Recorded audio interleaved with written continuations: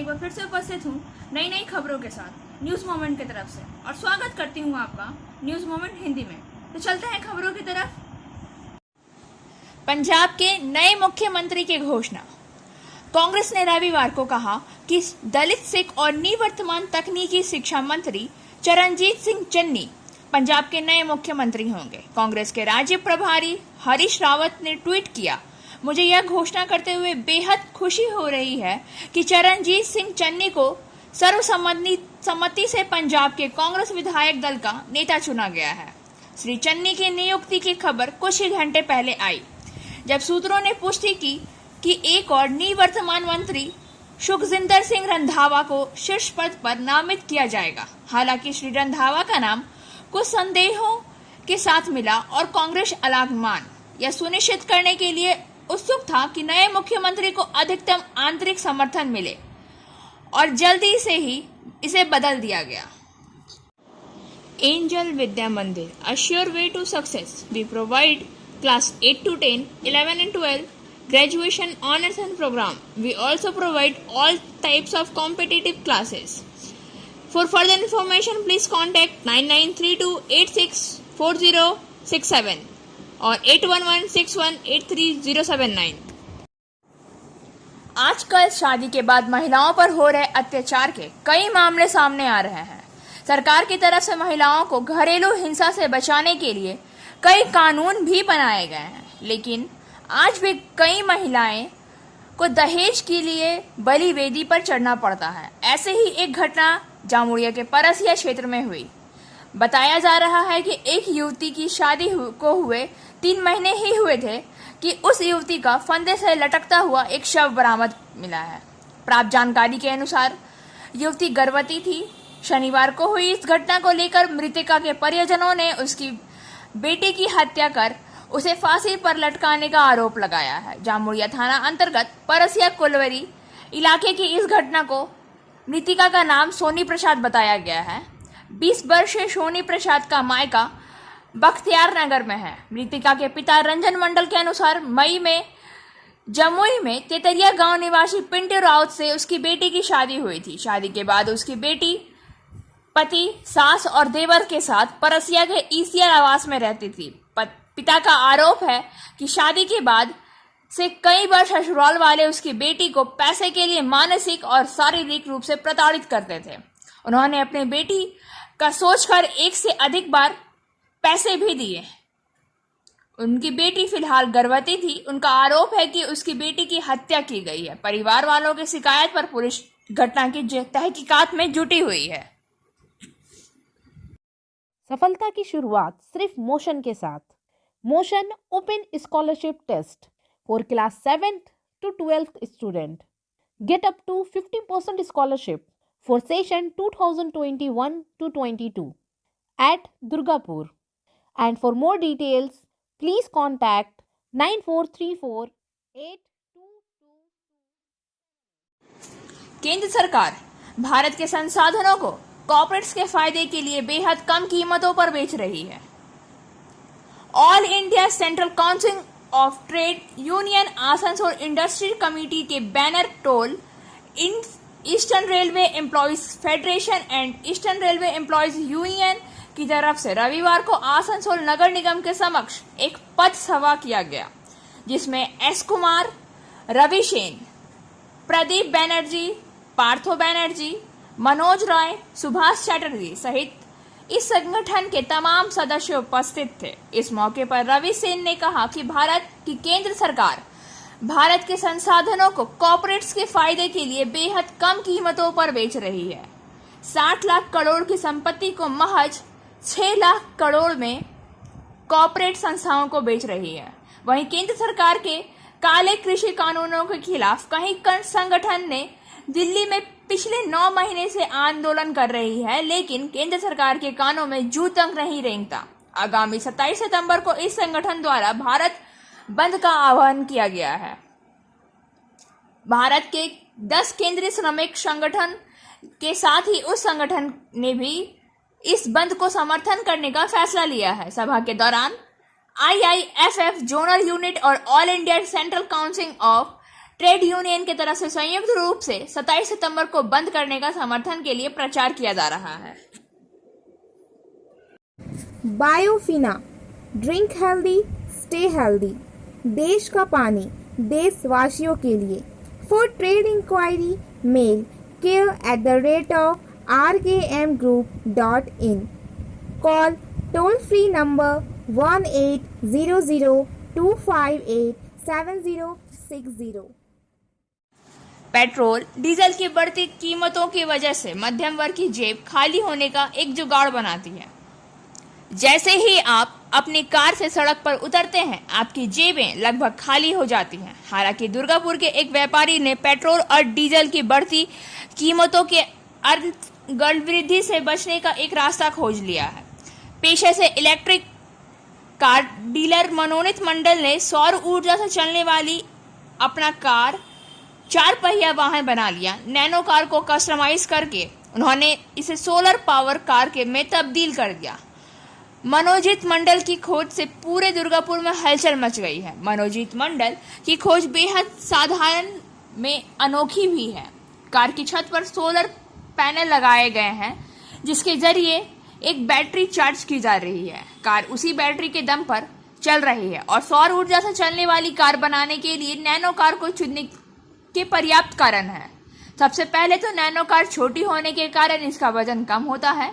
नतीजतन कार चलाने के लिए कम हाउस पावर की आवश्यकता होती है। स्वाभाविक रूप से कार एक छोटे से चार्ज के लिए बहुत सारी सड़कों पर को पार करने में सक्षम होगी। दूसरा, नैनो कार में 5 लोगों को बैठने की क्षमता है। नतीजतन सौर ऊर्जा से चलने वाली कारों का इस्तेमाल फैमिली ड्राइव के लिए आसानी से किया जा सकता है। जिन लोगों को अपनी दैनिक जरूरतों के लिए रोजाना सड़क पर निकलना पड़ता है, वे इस कार का इस्तेमाल कर सकते हैं। एक बार चार्ज करने के बाद कार कम से कम 100 से 130 किलोमीटर की सड़क तय कर सकेगी। वहीं नैनो कारों की कीमत कम होने के कारण यह मध्यम वर्ग की पहुंच में होगी। इस संबंध में सौर ऊर्जा से चलने वाली वाहनों के आविष्कारक मनोजीत मंडल ने कहा है कि ईंधन तेल की कीमत हर दिन बढ़ रही है, जिससे आम आदमी के लिए कार चलाना बहुत मुश्किल हो रहा है। इसके लिए उनके मन में वैकल्पिक ईंधन के रूप में सौर ऊर्जा का उपयोग करने का विचार आता है। इस तरह उन्होंने यह कार बनाई। पेशे से बिजनेसमैन मनोजीत का कहना है कि इलेक्ट्रिक कारों की मांग धीरे धीरे हर तरफ बढ़ रही है। यहाँ तक कि सौर ऊर्जा से चलने वाली कारें भी बहुत कम समय में लोगों के बीच लोकप्रिय हो सकती है। सौर ऊर्जा से चलने वाली कारों के इस्तेमाल से ईंधन और ईंधन प्रदूषण की बचत होगी। उसी तरह पर्यावरण प्रदूषण भी कम होगा। ग्लोबल वार्मिंग से निजात पाने के लिए यह कार दिशा दिखा सकती है। मनोजीत मंडल इस सौर ऊर्जा से चलने वाले वाहनों का व्यावसायिक उत्पादन शुरू करना चाहते हैं। वह चाहते हैं कि कार बेहद कम कीमतों में मध्यम वर्ग के हाथ में आए। इससे लोगों की कार खरीदने का शौक भी पूरा होगा और इसके अलावा कार के साथ साथ सड़क पर कोई अपनी जेब खाली नहीं होगा। व्यावसायिक रूप से कार का उत्पादन करने के लिए व्यवसायी पहले से ही कई कंपनियों के साथ बातचीत कर रहे हैं। वह राष्ट्रीय प्रौद्योगिकी संस्थान दुर्गापुर के साथ बातचीत भी कर रहे हैं। मनोजीत बाबू का कहना है कि अगर बातचीत सही दिशा में जाती है और सफल होती है तो वह 1.5 लाख रुपए के भीतर सौर ऊर्जा से चलने वाली इस कार को लोगों को सौंप सकेंगे।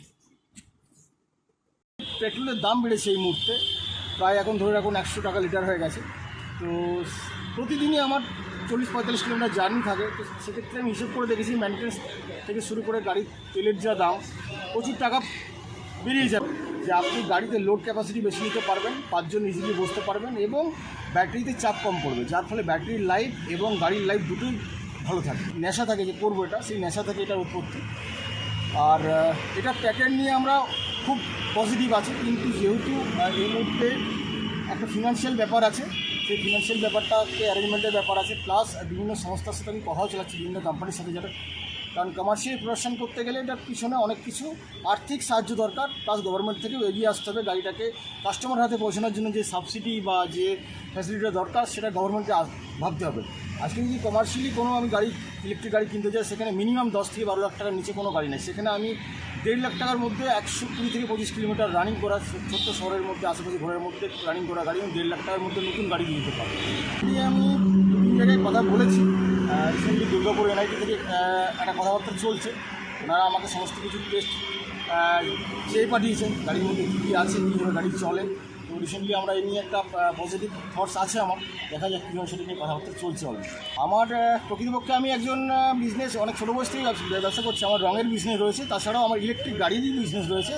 দুর্গাপুরে রয়েছে আমার বিজনেস, পুরুলিয়ায় রয়েছে, বাঁকুড়ায় রয়েছে। তিন জায়গাতে আমি ইলেকট্রিক গাড়িকে সাপোর্ট করি, কারণ পলিউশন ফ্রি, এবং আমি চাইছি যে এই পলিউশন ফ্রি গাড়িগুলো ছোটোখাটো শহরের জন্য খুবই ফ্রুটফুল, এবং পলিউশন ছাড়া চললে আমাদের পরিবেশের জন্য যেটা এই মুহূর্তে সবচেয়ে বেশি প্রয়োজন, যেটা গ্লোবাল ওয়ার্মিংয়ের যে সমস্যা, সেটা অনেক অংশে কমে আসবে। আমি সবাইকে সাজেস্ট করবো যে আপনারা যারা ছোটোখাটো ডিস্টেন্সের মধ্যে ঘোরাঘুরি করেন, তারা ইলেকট্রিক গাড়িতে শিফট করুন। মনোজিৎ মণ্ডল, जामुड़िया बाजार स्थित देशमेश गुरुद्वारा में गुरु ग्रंथ साहिब का प्रकाश उत्सव आयोजित किया गया। एक नगर कीर्तन निकाला गया जिसमें सिख समाज की महिलाओं एवं पुरुषों ने भाग लिया। पटना हरमिंदर सिंह साहिब गुरुद्वारा से एक स्वरूप गुरु ग्रंथ साहिब जी का प्रकाश उत्सव मनाया गया, जिसमें सिख समाज के धार्मिक पुस्तक का आगमन जामुड़िया बाजार स्थित देशमेश गुरु ग्रंथ गुरुद्वारा साहिब में हुआ, जिसमें उपस्थित थे सेंट्रल गुरुद्वारा प्रबंधन कमेटी के जगदीश सिंह सद्धू, रानीगंज के हरजीत सिंह बग्गा, आसनसोल से सुरजीत सिंह मक्कड़, तारसेन, सोन सिंह, राम सिंह, दलवीर सिंह, अजीत सिंह। जामुड़िया देशमेश गुरुद्वारा कमेटी के अध्यक्ष राकेश सिंह खणूजा, संयुक्त सचिव देवेंद्र सिंह, राजा गांधी, कोषाध्यक्ष शनि छावड़ा, राम खणूजा। वामपंथी श्रमिक संगठन सीटू की तरफ से जामुड़िया में सीटू का 12वां सम्मेलन का आयोजन किया गया। इसके मद्देनजर रविवार को आसनसोल नगर निगम के 42 नंबर वार्ड इलाके के मोइशिला कॉलोनी के बाटतल्ला क्षेत्र में एक आवास में सांस्कृतिक कार्यक्रम का आयोजन किया गया। इस मौके पर पार्थो मुखर्जी, अमित द्युति घोष, जबा सन्याल, प्रवीण मालाकार, हेमंत सरकार सहित तमाम स्थानीय वामपंथी नेता और कार्यकर्ता उपस्थित थे। इस दौरान कविता चित्रांकन प्रतियोगिता का आयोजन किया गया। इस संदर्भ में अमित द्युति घोष ने कहा है कि जामुड़िया में 29 से राज्य कमेटी के सम्मेलन का आयोजन किया जाएगा। इसी के परिप्रेक्ष्य में पूरे राज्य में विभिन्न स्थानों पर इस तरह के सांस्कृतिक कार्यक्रमों का आयोजन भी किया जाएगा। यहाँ प्रथम, द्वितीय और तृतीय प्रतिभागियों को 26 तारीख को फिर जामुड़िया के राज्य स्तर की प्रतियोगिता में हिस्सा लेने का मौका मिलेगा। वहीं बर्नपुर में भी सांस्कृतिक कार्यक्रम आयोजित किया गया। बर्नपुर के प्रतीक क्लब में चित्रकला प्रतियोगिता, गायन प्रतियोगिता, नृत्य एवं गायन प्रतियोगिता का आयोजन किया गया। इसका फाइनल 26 सितंबर को जामुड़िया में होना बताया जा रहा है। शनिवार को प्रदेश अध्यक्ष और पश्चिम बंगाल के सांसद जननी वाहिनी की सांसद माला रॉय अल्पना बंदोपाध्याय ने लिखित निर्देश दिया है और कहा है कि अल्पना देवी शनिवार से इस पद की प्रभारी होंगी। नई जिम्मेदारी संभालने के बाद अल्पना बंदोपाध्याय ने कहा है कि मैं पार्टी द्वारा दी गई जिम्मेदारी को बखूबी निभाऊंगी। मैं जिले में पश्चिम बंगाल जननी वाहिनी के संगठन को बढ़ाने का प्रयास करूंगी। संयोग से अल्पना बंदोपाध्याय पहले तृणमूल कांग्रेस महिला विंग की जिलाध्यक्ष थी। उन्हें हाल ही में उस पद से हटा दिया गया था। उनकी जगह मिंटी हाजरा को तृणमूल कांग्रेस के महिला शाखा का जिलाध्यक्ष बनाया गया। शीकी, रेशमा व अन्य लोगों ने उनका स्वागत किया। पश्चिम बर्धमान जिला तृणमूल अध्यक्ष उज्जवल चैटर्जी और पश्चिम बर्धमान जिला तृणमूल अध्यक्ष विधान उपाध्याय और पश्चिम बर्धमान जिला युवा अध्यक्ष कौशिक मंडल मुख्य अतिथि के रूप में उपस्थित थे। बैठक की शुरुआत में स्वर्गीय मणिक उपाध्याय और पप्पू उपाध्याय ने चितरंजन के एक समर्पित जमीनी कार्यकर्ता स्वर्गीय उमेश मंडल के चित्र पर माल्यार्पण किया। साथ ही पश्चिम बर्धमान जिले के अध्यक्ष और विधायक विधान उपाध्याय ने चितरंजन प्रखंड के त्रिमूल की ओर से स्वरक लिपि सौंपी। उमेश मंडल के परिवार को सम्मानित किया गया। बाराबनी के विधायक और पश्चिम बर्धमान जिला के त्रिमूल अध्यक्ष विधान उपाध्याय ने बैठक में कहा कि जमीनी स्तर के कार्यकर्ता ने एक पार्टी के रूप में एक साथ काम किया है। यहाँ यह जीत निचले स्तर के कार्यकर्ताओं की असली जीत है। अगर कोई अपने निजी स्वार्थ के लिए टीएमसी में आता है तो उसके लिए टीएमसी में कोई जगह नहीं है। बैठक में जिला परिषद अध्यक्ष मोहम्मद अरमान, सलानपुर पंचायत समिति अध्यक्ष फाल्गुनी घासी, उपाध्याय विद्युती मिश्रा, चितरंजन ब्लॉक त्रिमूल अध्यक्ष तापस बनर्जी, सलानपुर प्रखंड त्रिमूल महासचिव भोला सिंह, NFIR सीनियर सहित कई कर्मचारी मौजूद थे। भारत में पिछले 24 घंटों में 30,763 नए कोविड मामले दर्ज किए गए हैं। इसके साथ देश का कुल कोरोना वायरस टेली 33,04,44,662 हो गया है। पिछले 24 घंटों में कोविड से 309 और मौतें हुई हैं। आसनसोल के बाल भोजन स्कूल परिसर में बीते 12 सितंबर से NCC 10 बंगाल बटालियन की तरफ से 400 कैंडिडेट्स के लिए एक प्रशिक्षण शिविर का आयोजन किया गया। 10 दिन तक चलने वाले इस शिविर का समापन 21 सितंबर को होगा। इस शिविर के प्रशिक्षण ले रहे 400 कैंडिडेट को NCC 10 बांग्ला बटालियन के प्रशिक्षकों द्वारा पैदल युद्ध विद्या, सशस्त्र विद्या, विभिन्न स्तर के सशस्त्रों को चलाने का प्रशिक्षण, आपदा प्रबंधन जैसे बुनियादी सैन्य प्रशिक्षण दिया जाएगा। इसके साथ ही स्वच्छता और प्राथमिक उपचार की शिक्षा दी जा रही है। शिविर में शामिल NCC कैंडिडेट्स बढ़ चढ़कर हिस्सा ले रहे हैं। इस मौके पर Colonel Amitabh Roy, left Colonel Ashish Shalman, left Mohammad Ghazil Khan, left Arun Pandey सहित JCO और NCO द्वारा इन कैंडिडेट्स को भारत सेना में भर्ती के लिए काबिल बनाने का प्रशिक्षण दिया जा रहा है।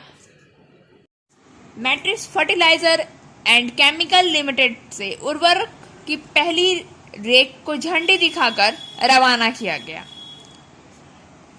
मैट्रिक्स फर्टिलाइजर और केमिकल लिमिटेड की स्थापना 1 अक्टूबर 2017 को हुई थी, जो कि पानागढ़ क्षेत्र के 500 एकड़ से अधिक भूमि पर फैली हुई है।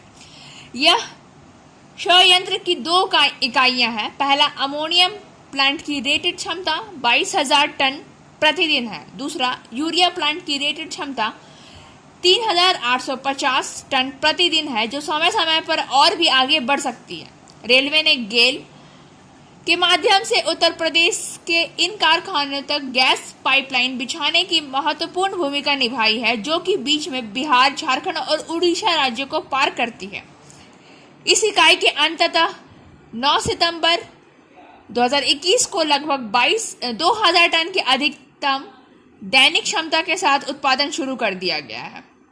आसनसोल मंडल के व्यवसाय विकास इकाई के अथक प्रयास से 19 सितंबर 2021 को Matrix fertilizer and chemical limited Panagarh द्वारा उत्पादित 22 BCN वैगन यूरिया से लदी पहली रैक को श्री परमानंद शर्मा, मंडल रेल प्रबंधक ने आसनसोल मंडल के शाखा अधिकारियों के साथ Matrix fertilizer and chemicals limited के श्री भीम सिंह वरिष्ठ उपाध्यक्ष ऑपरेशन की उपस्थिति में झंडे दिखाकर मैट्रिक्स साइडिंग से रवाना किया। 1215 टन यूरिया के लोड के साथ रैक ने बिहार के सासाराम के लिए अपनी यात्रा शुरू की।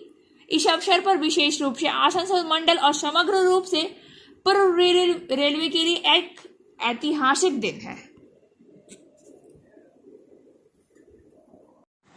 दुर्गापुर लॉक गेट की मरम्मत के लिए दुर्गापुर बैरेज पर 19 सितंबर से लेकर आगामी 23 सितंबर तक रात 11 बजे से लेकर सुबह के 4 बजे तक वाहनों की आवाजाही पर रोक लगा दी गई है। सिर्फ एम्बुलेंस और फायर सर्विस वाहनों को छोड़कर किसी भी वाहन को दुर्गापुर बैरेज से होकर यातायात करने की अनुमति नहीं होगी। दरअसल वर्ष 2020 के अक्टूबर महीने से दुर्गापुर बैराज का लॉक गेट टूट गया था, जिसके कारण सिर्फ दुर्गापुर ही नहीं बल्कि उसके आसपास इलाकों में भी पेयजल के लिए हाहाकार मचा गया।